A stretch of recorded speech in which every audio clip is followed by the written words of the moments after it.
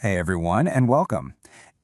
There's one topic that literally everyone on the planet talks about, no matter where you are, and that's the weather.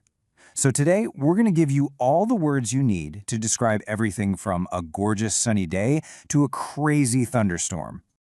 But before we dive in, if you enjoy what we do here, please take just a moment to subscribe and click that notification bell. And if you could like this explainer and leave a comment, it really helps support the channel. Your engagement truly means a lot. You've probably heard that old saying, right? And it's so true. It's just one of the easiest ways to break the ice and start a conversation with anyone, anywhere. And that's exactly why having the right vocabulary is so incredibly useful. So let's get into it. Okay, so here's our game plan. First, we'll cover some basic words for the weather. Then, we'll dive into describing rain and storms. After that, we'll get into how to talk about temperature. How hot or cold it is. We'll also look at a couple of tricky words with nuanced meanings. And finally, we'll wrap up with a quick review. Sound good? Let's start. First up, we're going to look at a super simple but really powerful grammar trick that's going to instantly boost your weather vocabulary. So check this out. A very common way to make weather adjectives in English is to just take the noun and add a y to the end. It's that easy. So the noun fog becomes the adjective foggy. You could say, it's a really foggy morning. Same thing with sun, it becomes sunny. Let's go to the park. It's sunny today. This works for all of these. Cloud becomes cloudy, wind becomes windy, snow becomes snowy, and icy becomes icy. It's a fantastic little trick. Now, if you want to sound even more natural, you should try using common word partners. For example, if it's really hard to see because of the fog, a native speaker would probably say thick fog. And listen to this one because it's important. We say strong wind, but we don't say strong rain. The right word partner for a lot of rain is heavy rain. Getting these little details right will make you sound so much more fluent. And on a beautiful day with no clouds, you'd call that a clear sky. Here is a great phrase for you, especially for when the weather is getting better. When the sun finally appears from behind the clouds, we say, it came out. For example, it was cloudy this morning, but the sun finally came out after lunch. It's the perfect way to describe that moment when a gloomy day suddenly gets bright. All right, let's switch gears and focus specifically on all that wet stuff, rain and storms. Of course, not all rain is created equal. You have light rain, and then you have its opposite, heavy rain. But when it's raining really hard, we have an even better verb for it, to pour. You could say something like, don't go outside, it's absolutely pouring. Another word you'll hear is downpour, which just means a short period of heavy rain. So what do you call rain that starts and stops? The kind that can't make up its mind? We call that a shower. And here's the key thing to remember. A shower isn't always light. You can have light showers and heavy showers. The main idea is that it's for a short time. You might say, we had a couple of heavy showers this morning, and everyone would know it rained hard for a bit, then stopped. You can often feel a thunderstorm coming, can't you? First, the air starts to feel kind of sticky. That warm and wet feeling is called humid. Then you start to hear the rumble of thunder and see flashes of lightning. And almost always, right after that, comes the heavy rain, the whole shebang.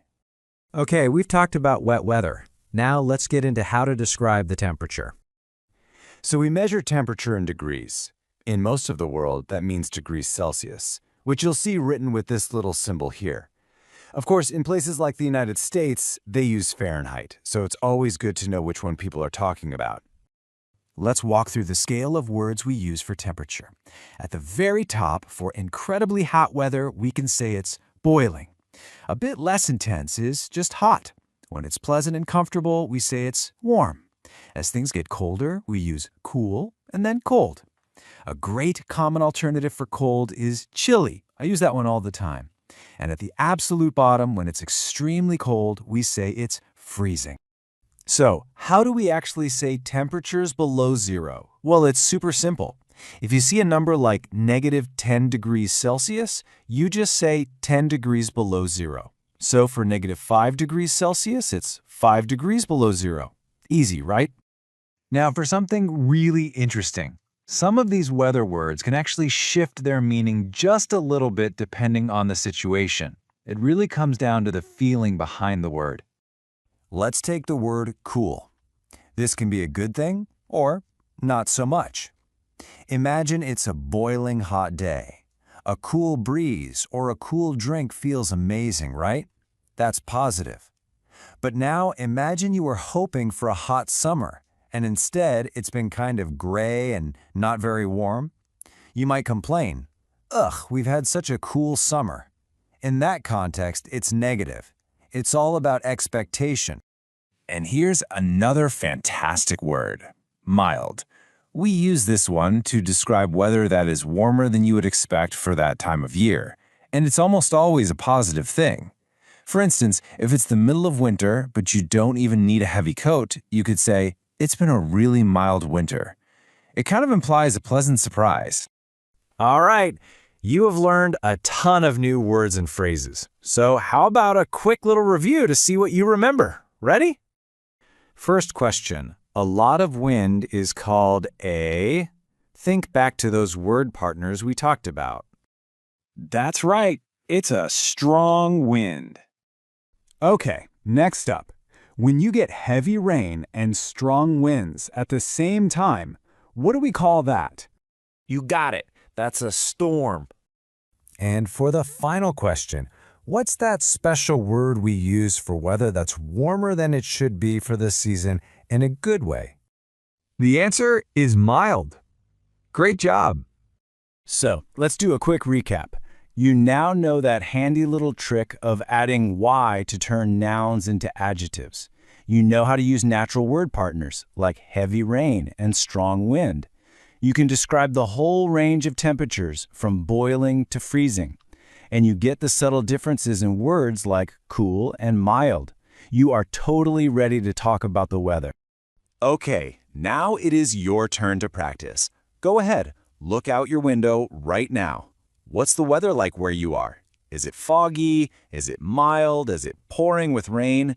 Use some of the new words you just learned and let us all know in the comments below. Thanks for watching. Please don't forget to subscribe, turn on the notification bell, like, and leave a comment to support the channel.